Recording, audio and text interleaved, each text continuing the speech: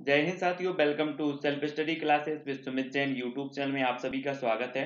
दोस्तों, आज के इस वीडियो में हम पर्यावरण के लगभग 100 वन लाइनर प्रश्नों को पढ़ने वाले हैं, जो कि मोस्ट इंपॉर्टेंट है। आप रीट एग्जाम की तैयारी कर रहे हैं या फिर एमपी टेट ग्रेड 3 की कर रहे हैं या सीटीटी एग्जाम की तैयारी कर रहे हैं, ठीक है। तो उन सभी एग्जामों के लिए ये बहुत ही महत्वपूर्ण वीडियो है जिनमें पर्यावरण पूछा जाता है।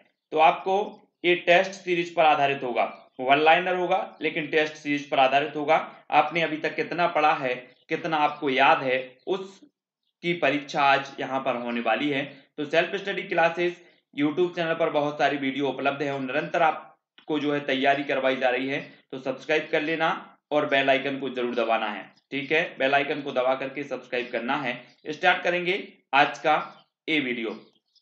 जो भी हमारे नए साथी हैं वो हमें इंस्टाग्राम में भी फॉलो कर सकते हैं। इंस्टाग्राम में जुड़ने के लिए आप सर्च कर लेना Sumit Jain self study classes. Facebook में जुड़ने के लिए सुमित जैन आप सर्च करेंगे, ठीक है। और टेलीग्राम ग्रुप से जुड़ने के लिए आपको टेलीग्राम ऐप डाउनलोड करना है, उसमें सर्च करना है IAS स्टडी ट्रेड और ज्वाइन हो जाना है। स्टार्ट करते हैं आज का ये वीडियो।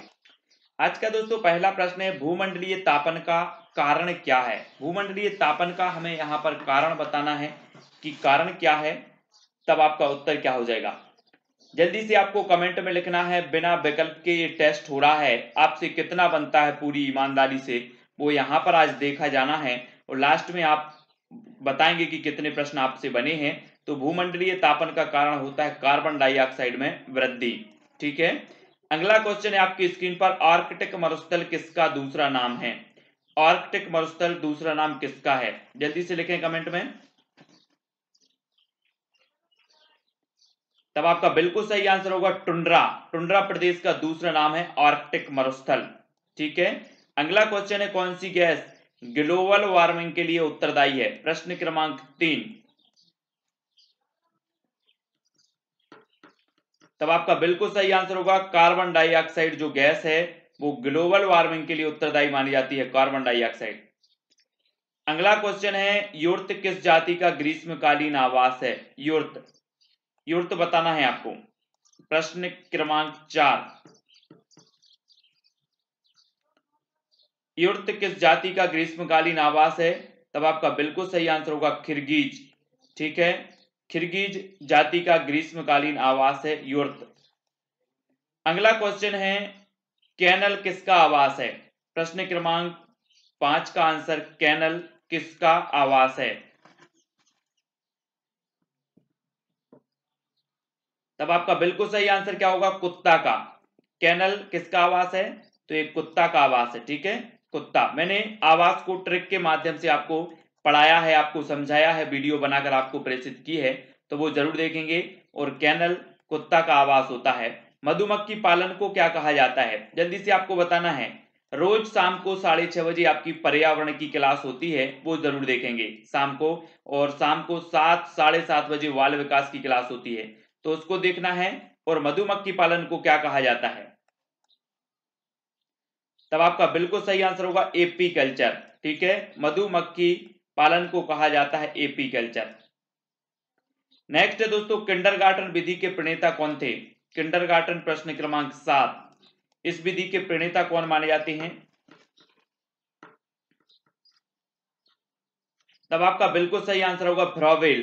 किंडरगार्टन विधि के प्रणेता माने जाते हैं फ्रॉवेल। नेक्स्ट है, प्रोजेक्ट एलिफेंट की शुरुआत कब हुई। प्रश्न क्रमांक 8 का आंसर बताना है, प्रोजेक्ट एलिफेंट की शुरुआत कब हुई। तब आपका बिल्कुल सही आंसर होगा 1992। प्रोजेक्ट एलिफेंट की शुरुआत हुई 1992, ठीक है। नेक्स्ट है, स्वच्छ भारत अभियान की शुरुआत कब की गई। स्वच्छ भारत मिशन, स्वच्छ भारत जो अभियान है, इसकी जो शुरुआत है स्वच्छ भारत अभियान की, वो कब हुई है। तब आपका बिल्कुल सही आंसर होगा, कब हुई है, 2 अक्टूबर 2014। स्वच्छ भारत अभियान। विश्व शौचालय दिवस कब मनाया जाता है। प्रश्न क्रमांक 10 का आंसर यहां पर हमें बताना है, विश्व शौचालय दिवस कब मनाया जाता है। तब आपका बिल्कुल सही आंसर होगा 19 नवंबर। 19 नवंबर को मनाया जाता है विश्व शौचालय दिवस, ठीक है। नेक्स्ट, विश्व हाथ धुलाई दिवस कब मनाया जाता है। प्रश्न क्रमांक 11 का आंसर। विश्व हाथ धुलाई दिवस हमें बताना है ये कब मनाया जाता है, तब आपका बिल्कुल सही आंसर होगा 15 अक्टूबर, विश्व हाथ धुलाई दिवस। ठीक है, 15 अक्टूबर को मनाया जाता है। नेक्स्ट है दोस्तों, मानव शरीर को कितने पोषक तत्वों की आवश्यकता होती है? मानव शरीर को बताना है आपको, तब आपका बिल्कुल सही आंसर होगा 7 पोषक तत्वों की आवश्यकता होती है मानव शरीर के लिए। नेक्स्ट है, पेड़ पौधों के लिए कितने पोषक तत्वों की आवश्यकता होती है? प्रश्न क्रमांक 13। तो राइट आंसर आपका क्या हो जाएगा? उत्तर होगा आपका 17 पोषक तत्वों की आवश्यकता होती है पेड़ पौधों के लिए। नेक्स्ट है, विटामिन की खोज 1912 में किसने की थी? तो प्रश्न क्रमांक 14 का जो आपका उत्तर होगा वो क्या हो जाएगा? अब यहां पर कंफ्यूज होते हैं कई लोग, जो विटामिन की खोज की थी वो हॉपकिंस ने की थी, ठीक है, लेकिन जो विटामिन के नाम दिया है विटामिन, वो किसने दिया? फंक ने दिया है, फंक ने। ये चीज याद रखनी है। नेक्स्ट बात करते हैं, सभी अनाजों में सर्वाधिक कार्बोहाइड्रेट किसमें होता है? जल्दी से बताएं। तब आपको उत्तर बताना है, और कार्बोहाइड्रेट जो होता है तो वो होता है सबसे ज्यादा मक्का और चावल में। ठीक है, मक्का और चावल में सर्वाधिक कार्बोहाइड्रेट होता है, तो ये चीज याद रखनी है। अगला क्वेश्चन है, विटामिन सी का रासायनिक नाम क्या है? विटामिन सी का रासायनिक नाम,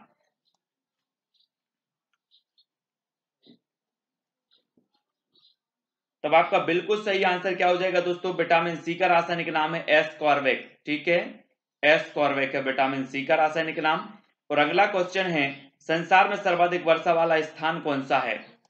संसार में सर्वाधिक वर्षा वाला स्थान कौन सा है? प्रश्न क्रमांक 17 का आंसर, तो राइट आंसर होगा मौसिन राम। संसार में सर्वाधिक वर्षा वाला स्थान है मौसिन राम। पहले चेरापूंजी था, अब मौसिन राम हो गया है। संविधान का कौन सा अनुच्छेद पर्यावरण संरक्षण को प्रत्येक नागरिक के मौलिक कर्तव्य के रूप में पहचान कराता है? तो कौन सा अनुच्छेद है? प्रश्न क्रमांक 18 का आंसर बताना है हमें,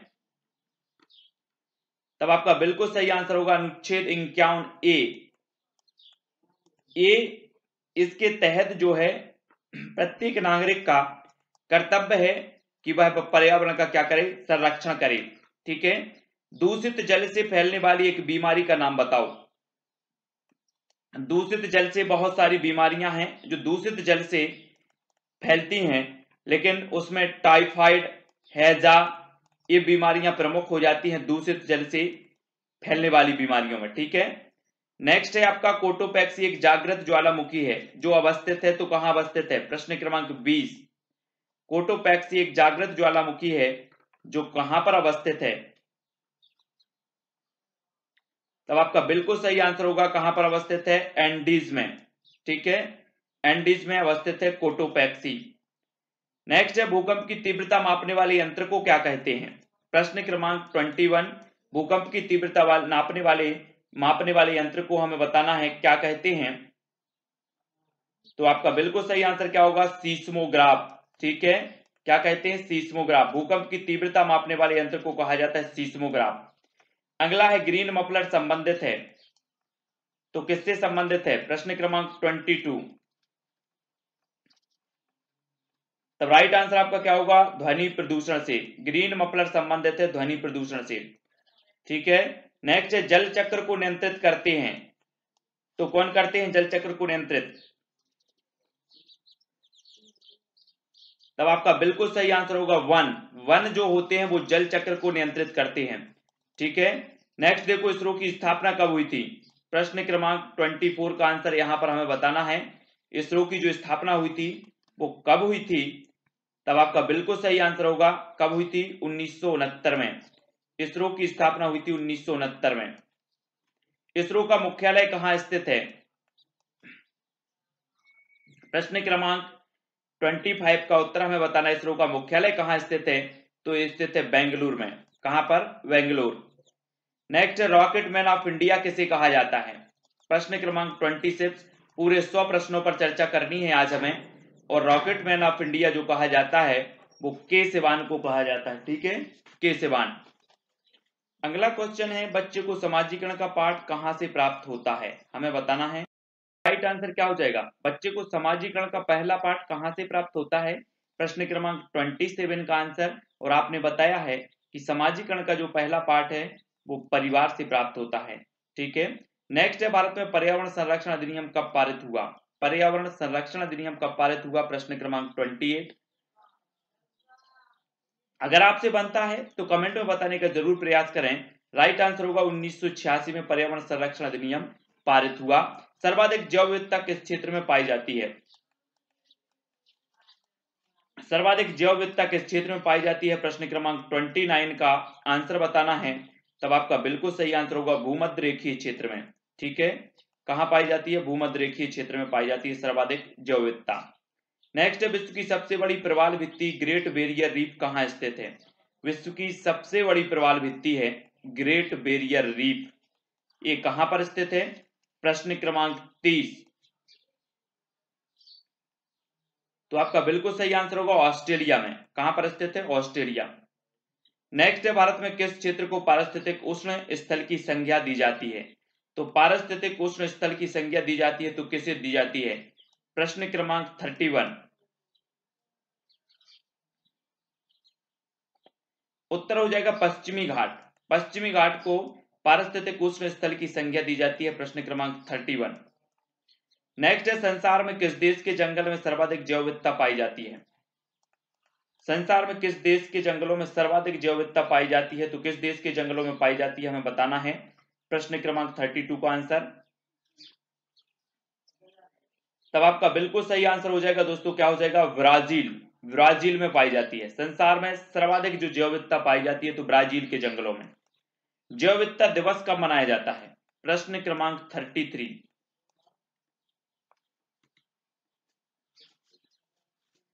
तो आपका बिल्कुल सही आंसर होगा 22 मई को जैव विविधता दिवस मनाया जाता है। ठीक है, नेक्स्ट है दोस्तों, नौकरेक जैव मंडलीय क्षेत्र किस राज्य में अवस्थित है, नौकरेक जैव मंडलीय क्षेत्र किस राज्य में अवस्थित है, प्रश्न क्रमांक 34। तो आपका राइट आंसर क्या हो जाएगा, मेघालय में, कहां पर है, मेघालय। अगला है, डॉक्टर सलीम अली किस क्षेत्र से संबंधित हैं, प्रश्न क्रमांक 35 का आंसर, डॉक्टर सलीम अली किस क्षेत्र से संबंधित हैं, तो राइट आंसर आपका होगा पक्षी विशेषज्ञ, किस क्षेत्र से संबंधित हैं, पक्षी विशेषज्ञ। जैव विविधता क्षरण के कारणों में सर्वाधिक महत्वपूर्ण कारण कौन सा है, जैव विविधता क्षरण के कारणों में सर्वाधिक महत्वपूर्ण कारण बताना है हमें, प्रश्न क्रमांक 36 का आंसर। तो आपका राइट आंसर जो हो जाएगा दोस्तों वो क्या हो जाएगा, जैव विविधता क्षरण के कारणों में सबसे जो प्रबल कारण है, महत्वपूर्ण कारण है प्राकृतिक आवासों का विनाश, प्राकृतिक आवासों का विनाश ये सबसे महत्वपूर्ण कारण माना जाता है। हॉट स्पॉट की अवधारणा के प्रतिपादक कौन थे, आपने हॉट स्पॉट क्षेत्र सुने होंगे है ना, पूर्वी हिमालय, पश्चिमी घाट, ये हॉट स्पॉट क्षेत्र हैं। और ये हॉट स्पॉट की जो अवधारणा दी है इसके प्रतिपादक कौन है, तो आपका उत्तर होगा नॉर्मन मायर्स 1988 में। हॉट स्पॉट क्षेत्र, भारत में 3 हॉट स्पॉट स्थल कौन कौन से हैं, प्रश्न क्रमांक 38 का आंसर बताना है यहां पर। तो पूर्वी हिमालय, पश्चिमी घाट और हिमालयी क्षेत्र ये माने जाते हैं। ठीक है, हॉट स्पॉट क्षेत्र। भारत में प्रथम जैवमंडलीय क्षेत्र नीलगिरी की स्थापना की गई थी, तो कब की गई थी प्रथम जैवमंडलीय क्षेत्र, अगर आपसे पूछा जाए भारत का प्रथम जैवमंडलीय क्षेत्र कौन सा है तो ये नीलगिरी है। और इसकी स्थापना कब हुई थी, प्रश्न क्रमांक 39 का आंसर बताना है। तो आंसर हो जाएगा 1986 में, कब हुई थी, 1986। नेक्स्ट बात कर लेते, देश के किस भाग को जैव विविधता का द्वार संज्ञा प्रदान की गई है, जैव विविधता का द्वार की संज्ञा प्रदान की गई है तो किस भाग को, प्रश्न क्रमांक 40 का उत्तर यहां पर बताना है।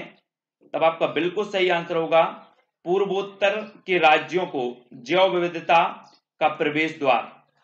ठीक है, उड़ने वाली छिपकली जिसे ड्रेको कहा जाता है ये भारत में कहां पाई जाती है, ड्रेको, उड़ने वाली छिपकली ड्रेको कहां पाई जाती है भारत में, तब आपका बिल्कुल सही आंसर होगा पश्चिमी घाट के जंगलों में, कहां पाई जाती है, पश्चिमी घाट के जंगलों में।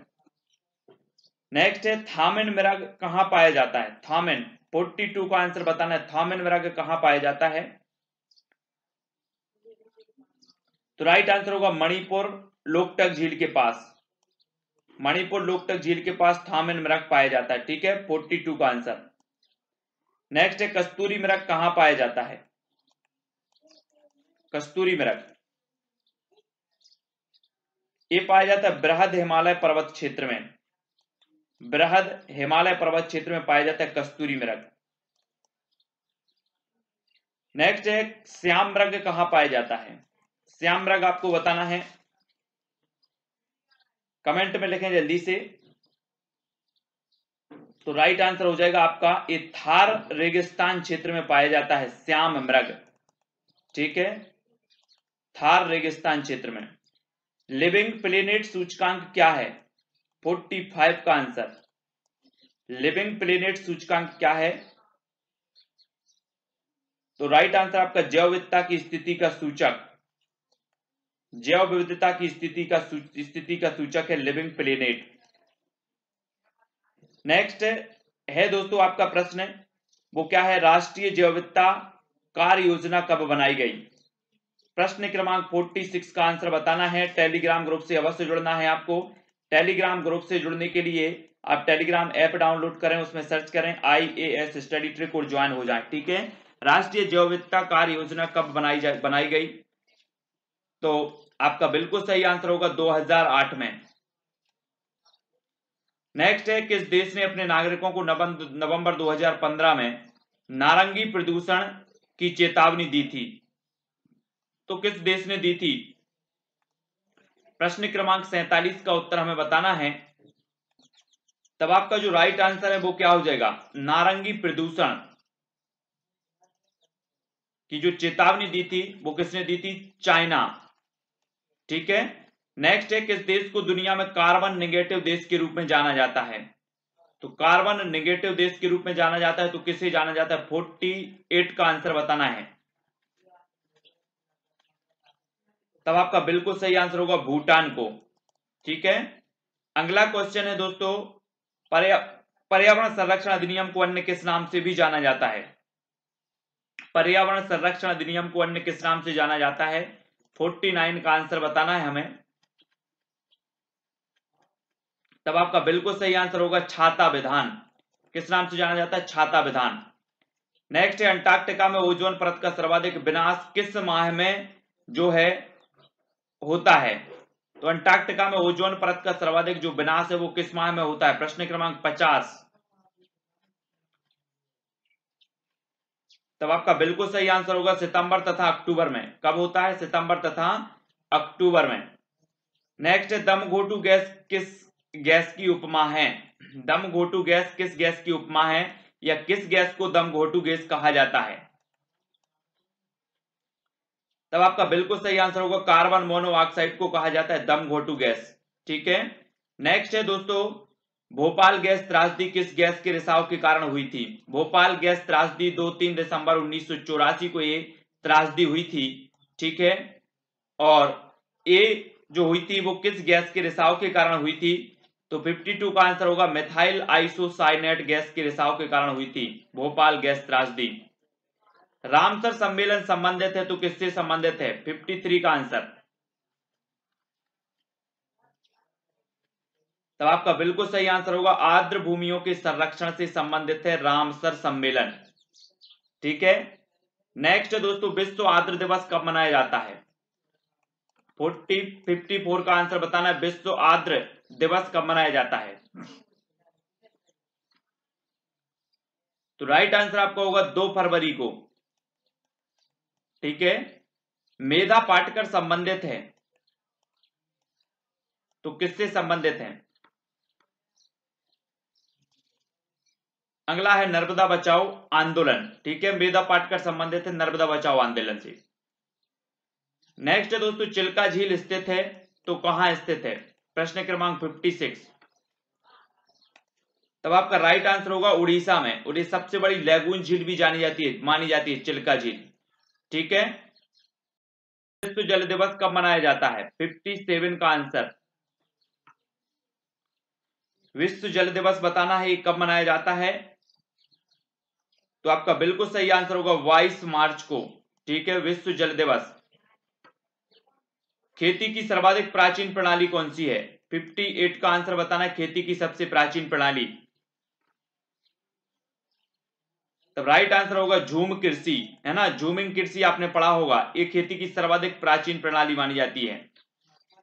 नेक्स्ट है, टाइफाइड रोग से शरीर का कौन सा अंग प्रभावित होता है? 59 का आंसर बताना है हमें। टाइफाइड रोग से शरीर का कौन सा अंग प्रभावित होता है? ये टाइफाइड जो रोग है पानी के प्रदूषण से, पानी के जो प्रदूषित पानी होता है उससे होता है। ठीक है, और इससे जो प्रभावित होने वाला अंग है वो कौन सा है? छोटी आंत। नेक्स्ट है दोस्तों, नीली क्रांति संबंधित है तो किससे संबंधित है? प्रश्न क्रमांक 60 का आंसर, नीली क्रांति। तब आपका बिल्कुल राइट आंसर क्या हो जाएगा? मत्स्य उत्पादन से। नीली क्रांति संबंधित है मत्स्य उत्पादन। पीसी कल्चर संबंधित है, तो राइट आंसर होगा आपका मछली पालन से। पीसी कल्चर संबंधित है मछली पालन से। किस मृदा का निर्माण लावा द्वारा होता है? आपको मृदा का बताना है कि मृदा का निर्माण लावा द्वारा होता है, तो राइट आंसर होगा काली मिट्टी। काली मिट्टी का निर्माण होता है लावा द्वारा। पृथ्वी का अपमार्जक कौन है? प्रश्न क्रमांक 63। तब राइट आंसर होगा जीवाणु और कवक। जीवाणु और कवक पृथ्वी के अपमार्जक कहलाते हैं। राष्ट्रीय पर्यावरण अभियांत्रिकी शोध संस्थान कहां स्थित है? 64 का आंसर बताना है आपको। तब आपका बिल्कुल सही आंसर होगा नागपुर। राष्ट्रीय पर्यावरण अभियांत्रिकी शोध संस्थान कहां है? नागपुर में। जल प्रदूषण निवारण एवं नियंत्रण अधिनियम कब बना? जल प्रदूषण निवारण एवं नियंत्रण अधिनियम कब बना? 65 का आंसर।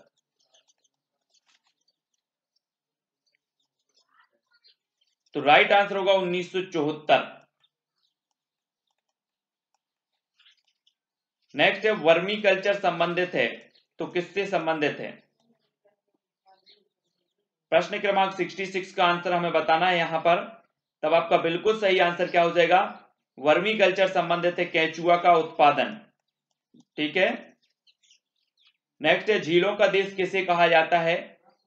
जल्दी से बताएं। तो वर्मी कल्चर पूछा जाता है, केंचुआ के उत्पादन से संबंधित है। झीलों का देश किसे कहा जाता है? प्रश्न क्रमांक 67। झीलों का देश किसे कहा जाता है? तो वो कहा जाता है फिनलैंड को। ठीक है, अगला क्वेश्चन है दोस्तों, किसानों का देश समुद्र की रानी किस देश को कहा जाता है? प्रश्न क्रमांक 68। किसानों का देश और समुद्र की रानी किस देश को कहा जाता है? तब आपका बिल्कुल सही आंसर क्या हो जाएगा? फ्रांस को। किसे कहा जाता है? फ्रांस को। किसानों का देश और समुद्र की रानी। ठीक है, अगला क्वेश्चन है दोस्तों, वनों का देश किसे कहा जाता है? प्रश्न क्रमांक 69 का आंसर बताना, वनों का देश किसे कहा जाता है? तो जल्दी से लिखें। अभी हमने फिनलैंड पढ़ा कि फिनलैंड को झीलों का देश कहा जाता है, फ्रांस को किसानों का देश कहा जाता है, और वनों का देश कहा जाता है कांगो। कांगो को वनों का देश कहा जाता है। ठीक है, नेक्स्ट है, एलपीजी गैस रिसाव पता करने के लिए इसमें क्या मिलाया जाता है? एलपीजी गैस जो होती है घरेलू भोजन बनाने के काम आती है एलपीजी गैस, इसमें कौन सी जो है गंध युक्त पदार्थ मिलाया जाता है जिससे इस गैस का रिसाव का पता चलता है? प्रश्न क्रमांक 70 का आंसर। तो आपका बिल्कुल सही आंसर होगा एथिल मरकैप्टन। ठीक है, एथिल मरकैप्टन आपका सही हो जाएगा। अगला क्वेश्चन है, बायोगैस का मुख्य घटक कौन सा है? तब आपका बिल्कुल सही आंसर होगा मीथेन। मीथेन जो होता है वो बायोगैस का प्रमुख या मुख्य घटक माना जाता है। अगला क्वेश्चन देख लेते हैं, प्यासी भूमि का देश किसे कहा जाता है? 72 का आंसर। तब आपका बिल्कुल सही आंसर होगा ऑस्ट्रेलिया को प्यासी भूमि का देश कहा जाता है। ठीक है, नेक्स्ट है दोस्तों, पक्षियों का महाद्वीप किस महाद्वीप को कहा जाता है? 73। पक्षियों का महाद्वीप किस महाद्वीप को कहा जाता है? और राइट आंसर होगा दक्षिण अमेरिका को। ठीक है, नेक्स्ट है चीनी का कटोरा किस देश को कहा जाता है? चीनी का कटोरा 74 का आंसर बताना है हमें। तब आपका बिल्कुल सही आंसर होगा क्या? क्यूबा। क्यूबा को कहा जाता है चीनी का कटोरा। पोमोलॉजी संबंधित है तो किससे संबंधित है? 75।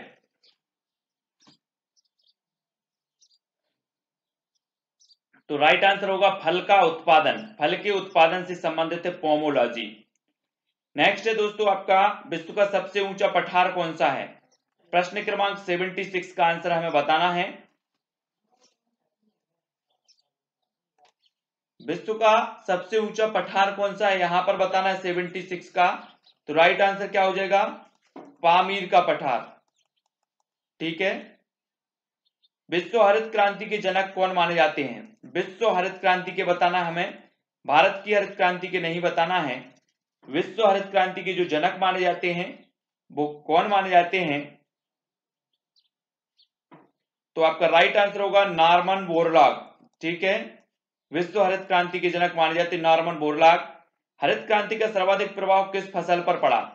प्रश्न क्रमांक 78 का आंसर यहां पर बताना है हमें। हरित क्रांति का सर्वाधिक जो प्रभाव पड़ा वो पड़ा किस फसल पर? उत्तर होगा आपका गेहूं, गेहूं की फसल पर। ठीक है। नेक्स्ट है दोस्तों ककड़ी किस प्रकार की फसल है? मैंने रबी की फसल, खरीफ की फसल, इस प्रकार की जो फसलें होती है उनकी एक ट्रिक बताई है आपको, तो वो जाकर के ट्रिक वाला वीडियो जरूर देख लें।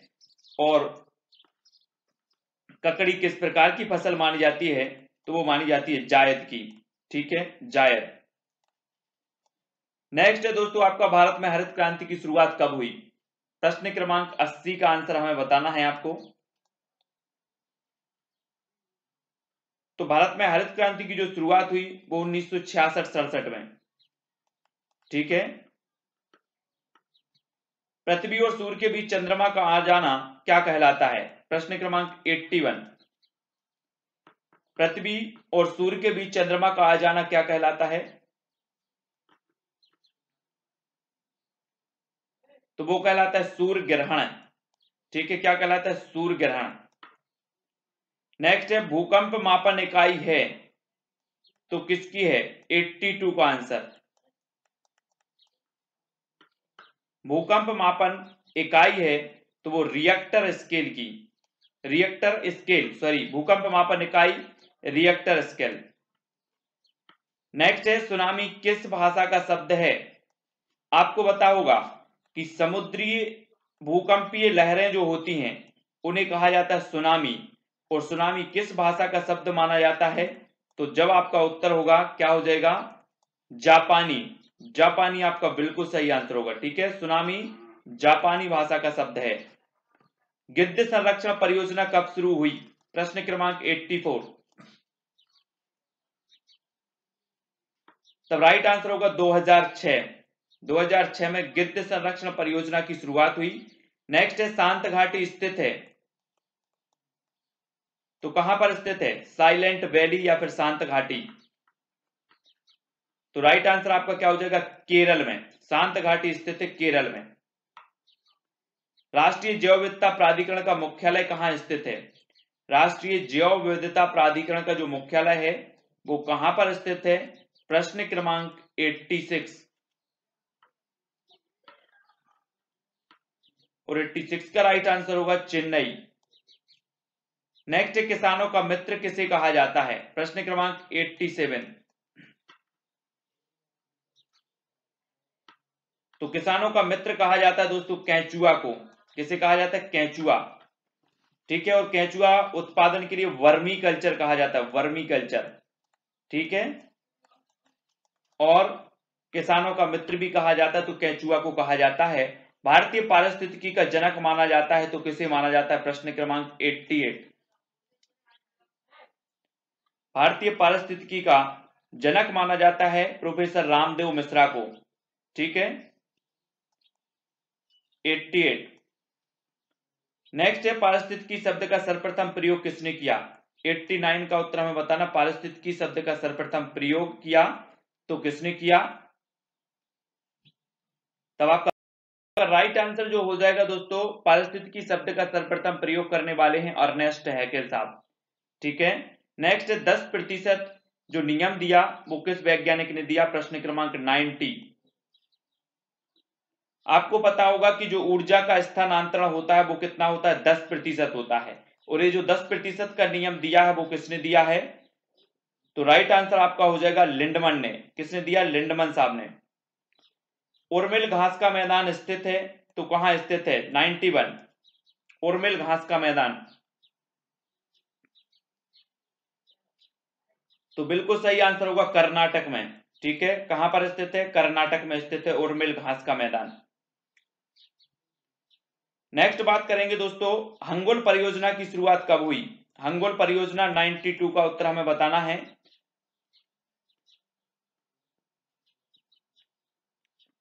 तो आपका राइट आंसर होगा 1970। हंगुल परियोजना की शुरुआत हुई 1970 में। टाइगर मैन ऑफ इंडिया किसे कहा जाता है, 93 का आंसर।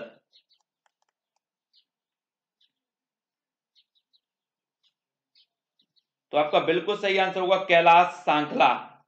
कैलाश सांखला साहब को टाइगर मैन ऑफ इंडिया कहा जाता है। डॉल्फिन मैन ऑफ इंडिया किसे कहा जाता है, प्रश्न क्रमांक 94।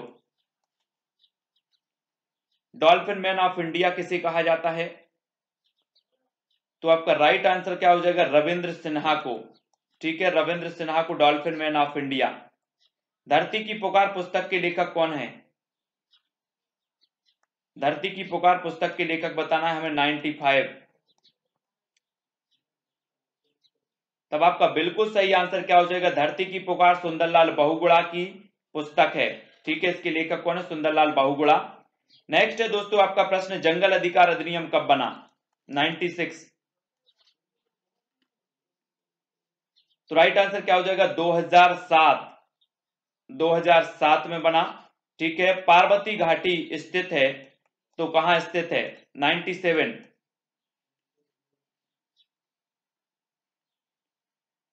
तब आपका बिल्कुल सही आंसर होगा हिमाचल प्रदेश। पार्वती घाटी स्थित है हिमाचल प्रदेश में। एक सींग वाला गैंडा किस उद्यान में पाया जाता है, 98 का आंसर हमें बताना है। तो आपका बिल्कुल सही आंसर होगा कांजीरंगा राष्ट्रीय उद्यान में पाया जाता है एक सींग वाला गैंडा। हिम तेंदुआ परियोजना की शुरुआत कब हुई, 99 का उत्तर हमें बताना है। हिम तेंदुआ परियोजना की शुरुआत, तब आपका बिल्कुल सही आंसर होगा 2009। ठीक है, 2009 में। वृक्ष मित्र किसे कहा जाता है, प्रश्न क्रमांक 100 का उत्तर। तो आपने बताया है सुंदरलाल बहुगुणा। तो यहां पर हमारे 100 प्रश्न जो है कंप्लीट होते हैं पर्यावरण के, रीट एग्जाम के लिए, एमपीटेट ग्रेड 3 एग्जाम के लिए, सीटीईटी एग्जाम के लिए। ठीक है, जो भी साथी तैयारी कर रहे हैं वो निरंतर इसी प्रकार से जुड़े रहें, और ऐसे कई वीडियो डले हैं चैनल पर। तो चैनल सेल्फ स्टडी क्लासेस जो आपके वीडियो के नीचे इस प्रकार से दिख रहा होगा उस पर क्लिक करें। ठीक है, क्लिक करेंगे तो चैनल खुलेगा, ऊपर प्लेलिस्ट का बटन आएगा, प्लेलिस्ट पर क्लिक करें, सारी की सारी प्लेलिस्ट आपके सामने होगी और सारे के सारे वीडियो आप देख सकते हैं। ठीक है, तो वीडियो को लाइक जरूर करें और जल्दी से बता दें कि आपने कितने प्रश्न अटेम्प्ट किए हैं और कितने नंबर आपको मिले हैं। ठीक है, क्योंकि ऐसी कई प्रकार की ऐसी कई वीडियो आने वाली है, सीरीज निरंतर चलने वाली है जो आपके अध्ययन को, आपकी तैयारी को सुदृढ़ बनाएगी। ठीक है, वीडियो कैसा लग रहा है, हमारा प्रयास कैसा लग रहा है जो आप सभी के लिए इस प्रकार के वीडियो लाए जा रहे हैं, तो जल्दी जल्दी से कमेंट में बताना है, प्रोत्साहन देना है कि इसी प्रकार के जो वीडियो हैं वो और भी वीडियो आप तक प्रेषित किए जाएं। ठीक है, निरंतर आप पढ़ाई करते रहें, तैयारी करते रहें, हमारा सहयोग निरंतर आप तक बना रहेगा। सिर्फ आपको करना इतना है कि वीडियो को शेयर अपने मित्रों तक, अपने भाइयों तक, अपने संबंधियों तक शेयर करना है, अपने व्हाट्सएप ग्रुप, फेसबुक आदि ग्रुपों में। ठीक है, इतना तो आप कर ही सकते हैं।